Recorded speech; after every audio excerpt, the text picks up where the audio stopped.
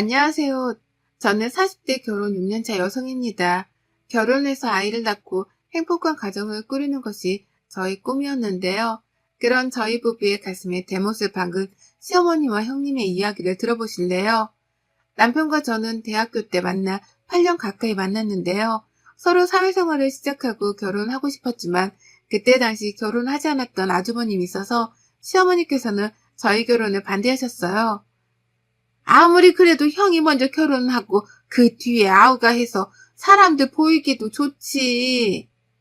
니들이 먼저 결혼하면 형 차면이 뭐가 되겠니? 너희들은 오래 만나기로 했으니까 돈 모은다 생각하면서 형 먼저 가게 길 좀 터줘라. 워낙 큰아들 사랑이 지극하신 시어머니라는 것을 알았기에 저희는 남편의 형이 결혼할 때까지 기다리기로 했습니다. 하지만 갑작스럽게 시할머님의 병세가 악화되면서 상황이 달라지게 되었죠. 아직도 여전히 만나는 여자도 없는 큰 손주의 결혼을 기다리기보다는 결혼을 약속한 사람이 있는 작은 손주의 결혼이라도 보고 싶다는 할머님의 요청에 시어머님은 어쩔 수 없이 저희를 먼저 결혼시킬 수밖에 없었죠. 그와 아주버님이 결혼할 때까지 한 번씩 제게 하셨던 말들은 모두 칼이 되어 저의 가슴을 베곤 했습니다. 특히 아주버님이 승진이 안 되기라도 하면 회사에서 능력을 인정받은 남편을 향해 혀를 차곤 했는데요. 그러면서 시어머니는 늘 같은 소리를 반복하시곤 했습니다. 자고로 집안이 대대손 돈 잘 되려면 장남이 잘 되어야지 차남이 잘 되어봤자 아무짝에 쓸모가 없다면서요. 그런 시어머니의 이야기를 듣고 있으면 저나 남편은 마치 주인이 된 것 같은 기분이 들곤 했죠. 남들은 둘째 아들이 잘 나가서 좋겠다 하는데 그런 속 없는 말이 어딨냐? 애미야, 안 그러냐? 누가 뭐래도 우리 집 기둥은 큰아들 아니냐 말이다. 그때 할머님만 건강했어도 니들이 먼저 결혼을 안 했을 텐데 말이다. 그러면 지금까지 혼자 저러고 있진 않았을 거란 말이지. 시아버지께서는 시어머니가 이렇게 큰아들 사랑이 대단한 건 역시 돌아가신 시할머니의 영향이 있다고 했습니다. 첫째 아들이었던 시아버지께서는 시할머니의 사랑을 정말 듬뿍 받고 살았다고 하셨습니다. 그리고 시부모님 결혼했을 때 역시 시할머니께서는 다른 자식들과 다르게 더욱 시부모님을 챙기고 아껴주셨다고 했습니다. 그러다 보니 시어머니께서는 큰아들과 결혼해서 그 시절에 당연하게 경험할 수 있는 시집살이조차 하지 않았다고 했어요. 아니, 오히려 시어머니께서는 친정에서도 받지 못한 귀한 대접을 받게 되었던 거죠. 그래서인지 시아버지께서는 시어머니가 시할머니보다 더욱 무섭게 가족들을 혼내곤 했다고 했습니다. 그렇게 시집을 와서 처음으로 목소리에 힘을 줄 수 있었던 시어머니께서는 무조건 집안의 기둥은 큰 아들이라는 고정관념에 사로잡히게 된 것이었죠. 시어머니의 논리는 참으로 기가 막히곤 했죠. 시어머니께서는 아주버님의 결혼이 늦어지는 것도 저희 부부가 먼저 결혼을 했기 때문이라고 여겼으니까요.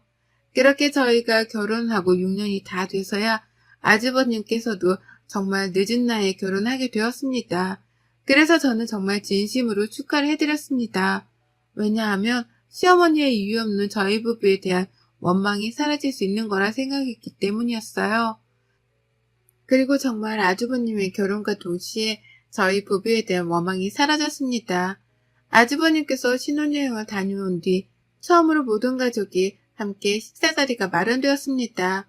새로운 식구를 맞아 저와 어머니께서는 열심히 음식을 마련했지요. 새아가 음식이 괜찮니? 너는 먹는 것도 어쩜 이렇게 곱니? 누가 봐도 큰아들과 결혼한 여자 같구나. 나도 옛날에 결혼했을 때 어딜 가나 큰아들과 결혼했냐는 소리를 그렇게 많이 들었다. 아가야, 너도 나처럼 복이 얼굴에 가득한 걸 보아하니 우리 큰아들이 앞으로 승승장구하겠구나. 저도 어렸을 때 매일 큰아들한테 시집갈 것 같다는 이야기를 친척 어른들께 많이 들었는데 정말 그렇게 됐잖아요, 어머니. 동서가 왜 이렇게 빨리 결혼했나 했더니 어머님이 이렇게 좋으시니까 얼른 시집오고 싶었나 봐요. 시어머니께서는 그 말을 듣자마자 저를 보시고는 뭐가 그렇게 급해서 이렇게 빨리 결혼했는지 모르겠다고 또 말씀하셨습니다. 그러면서 시어머니는 형이 잘 되도록 길을 터줘야 하는데 동생이란 것이 혼자 잘 나가겠다고 바리케이트를 쳤다고 하셨어요. 그 말 끝에 저는 할머니께서 원해서 한 결혼이지 저희도 그때 막 하고 싶어서 한 것은 아니었어요, 어머니. 라고 반박했습니다. 그 말이 끝나자마자 시어머니께서는 저를 힐끔 쳐다보시더니 주방에서 음식이나 가져오라고 하시더군요. 왜 우리 와이프한테 그래요, 어머니는? 진짜 일찍 시집와서 집안일 다 도와주고 그 덕에 어머니가 좀 편해지셨어요. 여보, 이제 큰아들 그렇게 소문대로 장가 보냈으니까 우리는 손 좀 놔. 형수님이 며느리 역할 하실 거죠? 시어머니께서는 남편의 말에 큰 소리를 치기 시작했습니다. 어디 감히 형수님한테 그렇게 버르장머리 없이 구느냐고요. 저는 정말 그 자리에서 박차고 일어나고 싶었습니다. 결국 듣고 계시던 시아버지께서 그만들 하라고 하시자 시어머니께서는 그제야 아무런 말씀을 하지 않으셨습니다. 그 후에도 시어머니와 형님은 어느새 사이가 좋아져서 자주 만나고 쇼핑도 다니고 하셨습니다. 평소 시어머니는 제가 모시고 나가려고만 해도 아서라 큰 며느리도 아닌데 네가 왜 나서냐? 라고 하시곤 했는데요. 결국 정말 시어머니께서 원하시던 큰 며느리를 얻었으니 무척이나 행복하겠지 싶었습니다. 그렇게 더욱 편안해질 거라고 생각했던 시어머니는 전혀 다른 방향으로 저희를 바라보시게 되었습니다. 결혼 6년 차로 임신을 위해 노력을 하고 있음에도 쉽게 아이가 생기지 않아 걱정이 많았던 시기였습니다. 그리고 그런 저희 부부의 고민은 양가 부모님 모두 알고 계셨죠. 둘째야, 너 이번에 그 뭐냐? 인공 시험관? 뭐 그거 한다고 하지 않았니? 네, 맞아요, 어머님. 그런데 이번에는 하지 않으려고요. 그래, 잘 생각했다. 그게 그렇게 여자 몸을 아프게 한다더구나. 그렇게까지 해서 일을 나가겠니? 네 몸 상하잖니. 그래, 안 한다니 다행이구나. 나는 지난번에 네가 한다고 해서 어떻게 하나 싶어 전화를 했는데 안 하는구나. 알겠다. 저는 평소 저희 부부에게 이세 계획에 대해 물어보지 않으셨던 시어머니께 갑자기 인공수정에 대하여 물어보시는 것이 의아했습니다. 그러나 정말 제가 걱정이 되어 물어봤다는 생각에 감사하기까지 했지요. 시어머니께서 정말 왜 물어보셨는지 그 진심을 알기 전까지는 말이죠. 하루는 아주버님과 우리 부부 그리고 시부모님과 함께 식사를 하는 자리였습니다. 그 자리에서 아주버님의 나이가 있는 만큼 형님이 인공수정을 준비하고 있다는 소리를 들었습니다. 그 소리를 듣자마자 저는 형님한테 이야기를 했죠. 형님, 어머니께서 그거 안 좋다고 꼭 그렇게까지 해서 아이를 낳아야겠냐고 하시더라고요. 저도 사실 6년째인데 아이가 안 생겨서 고민하고 있다가 어머님께서 제 몸 생각하라고 말씀을 해주시더라고요. 형님도 아직 젊으신데 바로 인공수정 준비하지 말고 좀 더 기다려보면 어떠세요? 동서랑 내가 같아? 나는 큰아들 며느리잖아. 어머니께서 나한테 아이 잘생기게 해주는 한약이며 음식이며 인공수정 병원까지 직접 알아보고 알려주셨어. 돈도 보내시고. 동서는 결혼 6년 차인데 아직도 어머님은 잘 몰라? 나보다 나이도 많은데 말이야. 형님의 말에 어이가 없더군요. 분명 시어머니께서는 제게 몸 생각해서라도 인공수정은 하지 말라고 했는데 형님한테는 아이 낳으라고 먼저 알아보기까지 했다니 기가 막히더군요. 그런데 저와 형님의 이야기를 듣던 시어머니께서는 오히려 제게 역정을 내셨습니다. 시어머니께서는 네가 큰애랑 같냐고 하시면서 집안에 큰아들이 자식을 낳아야지 둘째가 낳으면 뭐하냐고요. 만에 하나라도 큰애가 아이를 낳기 전에 둘째 네가 임신이라도 덜컥 해봐라. 그러면 세상에 형의 자식이 동생 자식에게 형, 누나 라고 불러야 하지 않냐? 이런 거지 같은 족보가 어딨냐? 너는 큰애가 임신하기 전까지는 애 낳을 생각도 말아라. 시어머니께서는 제게 형님이 임신하기 전까지는 임신하지 말라면서 제가 유일하게 잘한 일이 아이를 못 가진 일이라고 하시더군요. 시어머니의 그 말을 듣고 있던 저는 그동안 아이를 갖고 싶어 했던 제 마음이 북받쳐 울면서 소리를 쳤습니다. 저는 시어머니께 정말 해도 너무하신다고 했습니다. 아무리 둘째 아들이고 둘째 며느리라고 해도 어머님이랑 함께한 세월이 있는데 어떻게 그렇게 모질게 말씀을 하실 수 있냐고요. 어떻게 아이를 낳지 말라고 할 수 있냐고요. 그렇게 소리를 쳤습니다. 그러자 시어머니께서 제게 네가 드디어 본색을 드러내는구나. 내가 너 언제 본색 보이나 했다. 내가 언제 낯이 발라서 안 나왔어? 네가 못 나왔잖아. 얘도 못 낳는 주제를 혼자 자격지심 느낄까봐 그것도 차란 일이라고 칭찬했더니 어디 누구 앞에서 지금 이렇게 생난리를 치는 거야? 아주 못돼 먹은 것. 이라며 욕설을 퍼부시더군요. 정말 그만 좀 하세요, 어머니. 저 살면서 형 그림자라도 밟으면 형 앞길 막는다고 그렇게 저를 잡더니 이제는 저도 모자라서 이 사람한테까지 그래요. 그렇게 저희가 못마땅하면 저희를 차라리 보지 마세요. 이게 지금 어디서 건방을 떨어? 야, 이 자식아, 네가 지금 어머니한테 대들어? 어머님 말씀 뭐 토시라도 틀린 말 있어? 재수씨, 뭐가 그렇게 서운해요? 시어머니가 충분히 말할 수 있는 말 아니에요? 재수씨가 아이를 못 낳은 것을 왜 어머니 탓을 해요? 그리고 언제 어머니가 낳지 말라고 했어요? 우리가 먼저 낳고 그 다음에 낳으라고 한 걸 가지고 이 난리를 치고 가족 모임자리를 시장통으로 만들고 말이야. 재수씨 그렇게 안 봤는데 다시 봤어요? 아주버님 말씀에 저는 정말 화가 나더군요. 그래서 저는 아주버님께 말했습니다. 시어머니께서 제게 전화를 해서 인공수정 하지 말라고 했다고요. 그러면 첫째 아들보다 먼저 아이를 가질까봐 그런 것을 마치 제 걱정하느라 그런 것처럼 말했다고요. 그래서 너무 억울하고 분하다고요. 그러면서 저는 시어머니께 말씀드렸습니다.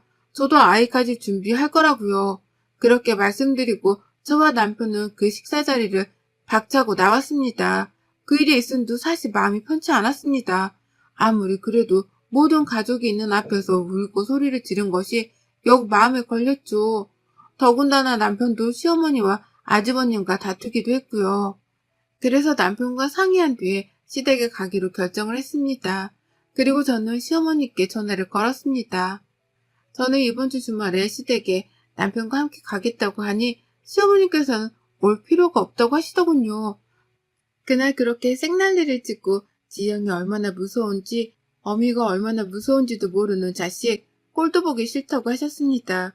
그리고는 제게 시어머니께서는 네가 그렇게 대드는 모습을 형님이 봤으니 큰애가 나를 얼마나 무시하고 불쌍하게 여기겠냐고 네가 한번 말해보라고 소리를 질렀습니다. 그리고 시어머니께서는 저와 남편을 향해 효도를 살아생전 단 한 번이라도 하면 소원이 없겠다고 했습니다. 시어머니의 말끝에 아직은 찾아뵐 때가 아니라고 판단한 저는 일단 알겠다고 했습니다. 그러자 시어머니께서는 네가 지금 이야기를 해봐라. 너 애를 낳을 거냐? 기어이 우리 집안 족보를 쓰레기로 만들 거냐? 내가 애를 낳지 말라고 했냐? 네 형님이 먼저 갖고 그 다음에 낳으란 말이 그렇게 섭섭했냐? 라고 물으시더군요. 결국 시어머니께서는 제 입에서 형님이 아이를 낳기 전에 임신하지 않겠다는 말이 듣고 싶었던 것이었습니다. 그렇지만 저는 저희 아이를 포기할 수 없었습니다. 그래서 저는 하늘이 선물로 준다면 저는 감사히 키워볼 거라고 했죠. 그러자 시어머니께서는 제게 끝까지 네가 잘났구나. 알겠다. 라고 하시고 끊으셨습니다. 그 얼마 지나지 않아 다행히도 형님의 임신 소식이 들려왔습니다. 사실 저희 부부도 모든 식구들이 원하는 방향대로 형님이 빨리 임신하길 대신 바라기도 했습니다.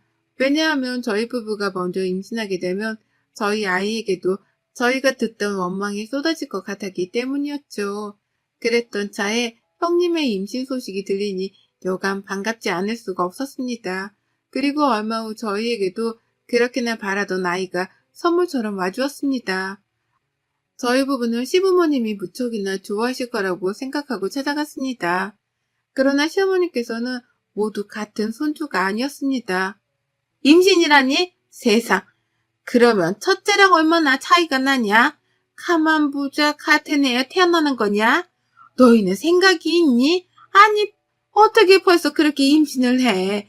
니들은 핌도 안 하니? 어머니 무슨 말씀이세요? 저희 분명 임신 준비한다고 말씀드렸잖아요. 그런데 지금 쉼이라뇨. 시어머니께서는 저와 남편에게 조카가 생겼으면 조카를 이뻐하고 사랑해줄 생각을 해야지 어떻게 그런 생각조차 하지 않고 덜컥 임신부터 냅다 할 생각을 하냐고 역정을 내셨습니다. 시어머니의 그 말에 저는 더 이상 듣고 있을 수가 없었습니다. 그래서 저는 시어머니께 아무리 그러셔도 어머니 손주가 뱃속에 있는데 그렇게 말씀하시면 안 되시지 않냐고 했습니다. 그러자 시어머니께서는 제게 내가 언제 둘째나 손주원했냐? 니들이 싸질러 놓고 왜 나한테 난리를 피우냐? 축하라도 해줘야 하냐? 라고 하시더군요. 정말 남편과 아주버님 둘 다 시어머니께서 낳은 자식이 맞는지 의심스러울 정도였습니다. 시어머니의 날카로운 말들에 남편은 할 말을 잃었고 더 이상 이 자리에 있을 필요가 없다고 했습니다. 그렇게 저희 부부는 축하가 아닌 비난만을 받아야 했습니다. 그 일이 있은 후 저희는 오로지 저희 가족만을 생각하기로 다짐했습니다. 무슨 일이 있어도 우리 가족만 행복하면 된다고 생각을 다잡았어요. 하지만 시어머니와 아주버님 그리고 형님은 그런 저희의 생각조차 모조리 부서뜨렸습니다. 시어머니와 아주버님 그리고 형님이 저희 집에 찾아왔어요. 그리고 차마 입에도 담기 끔찍한 이야기들을 너무나 당연하게 쏟아냈습니다. 내가 그때 그러고 니들이 돌아간 뒤 많이 생각해봤다. 그래 니들도 결혼한 지 6년이 지났으니 얼마나 아이가 갖고 싶었겠냐. 내가 그 마음을 몰라줬다. 미안하다. 시어머니는 처음으로 저희에게 사과를 하시기에 그 말 한마디에 저희 부부는 그동안의 소름이 쏟아져 눈물을 흘렸습니다. 그러나 그 말의 진실이 무엇인지 알게 되기까지 오래 걸리지 않았습니다. 내가 그래서 계속 고민을 했는데 둘째 너희는 6년 동안 이렇게 둘이서 깨벗고 살았는데 꼭 애가 필요하냐? 형이야 결혼하자마자 아이를 가졌으니 상관없다만 니들은 힘들지 않겠냐? 그래야 너는 일도 바쁘고 그러면 재수씨 혼자 독방 육아인데 재수씨 감당할 수 있겠어요? 사실 애 키우는데 돈이 엄청 들잖아. 그런데 한 집안에 그것도 동시에 같은 애 둘씩이나 낳는다는 것이 잘 생각해봐. 무슨 말이 하고 싶은 건데요, 어머니. 시어머니는 저와 남편의 눈치를 보더니 이내 듣고도 믿을 수 없는 말씀을 하셨습니다. 시어머니는 저와 남편에게 아이를 포기하는 것이 좋겠다는 말을 했습니다. 그런 말을 한 것 자체가 기가 막힌데 그 이유는 더욱 기가 막혔죠. 시어머니는 앞으로 아주버님 아이들이 커가는데 온 집안이 신경을 써야 한다고 하셨습니다. 그러면서 그러자니 저희 아이에게 돌아갈 돈들까지 모두 아주버님네 아이에게 쏟아진다면 더욱 좋지 않겠냐는 것이었어요. 그러면서 제게 시어머니는 둘째야, 둘째 좋다는 것이 이런 거다. 무자식이 상팔자란 소리 들어봤지? 너는 진짜 시집 차렸다. 어느 시애미가 애를 낳지 말라고 하겠니? 너희 둘이 놀러 다니고 여행 다니고 하면서 니들끼리 살아라. 그리고 매달 조금씩 조카 키우는데 보태면 얼마나 좋겠니? 그러면 우리 집안에 판사, 검사 다 나오지 않겠냐? 네 형님이 워낙 똑똑하고 형은 말할 것도 없잖냐. 니들이 조카한테 지원을 팍팍 해줘라. 라는데 그 말을 들은 우리 아가가 듣고 있다고 생각이 들으니 손이 떨렸습니다. 어머니, 해도 너무하시네요. 어떻게 그렇게 말씀을 하세요? 애를 포기하라뇨. 어떻게 온 아이인데 저희가 얼마나 바란 아이인데 포기를 하고 조카한테 지원을 하라고 하세요? 그것도 아직 태어나지 않은 아이인데. 동서, 아직 태어나지 않은 아이라니? 뱃속에 있는 우리 아가가 다 듣겠다. 말이 너무 심하네. 요즘 같은 세상에 집안에 아이가 많아봤자 서로 힘들어. 그럴 바에야 한쪽으로 쫙 밀어주는 게 좋지. 어머님이랑 나랑 아주버님이 다 깊이 고민하고 결정한 건데 왜 이렇게 난리야? 그러면 형수가 일을 포기하세요. 남편의 이 한마디에 시어머니께서는 남편의 뺨을 때렸습니다. 시어머니는 어디 감히 귀한 손주를 포기하라고 하냐고 욕설을 퍼부었죠. 저와 남편은 더 이상 참을 수가 없었습니다. 남편은 시어머니와 아주버님께 다시는 만나지 않겠다고 했습니다. 그동안 남편이 시댁에 도움을 주었던 모든 금전적 부분들을 끊겠다고까지 했습니다. 그러자 시어머니께서 남편에게 그깟 돈 좀 준다고 유세 떤다고 하더군요. 그 말에 저 역시 가만히 있을 수 없었습니다. 그리고 시어머니께 말했어요. 저는 이제 더 이상 어머님 며느리 아니라고요. 저는 이제 남편의 부인으로 아이 엄마로만 살겠다고요. 어머님의 며느리를 그만하겠다고 했습니다. 제 말에 시어머니는 집에 있는 물건을 던지려고 하셨고 남편이 막아섰습니다. 그리고 시아버지께 전화를 드렸죠. 모든 사실을 알게 된 시아버지께서는 아주버님에게 정신 빠진 녀석이라고 하시고는 저와 남편에게 너희들끼리 행복하게 살라고 하셨습니다. 시아버지께서는 그동안 너무 고생했다며 막아주지 못해 미안하다고 하셨어요. 그러면서 이제부터는 그 누구도 우리 부부에게 연락하지 못하게 하겠다고 하셨습니다.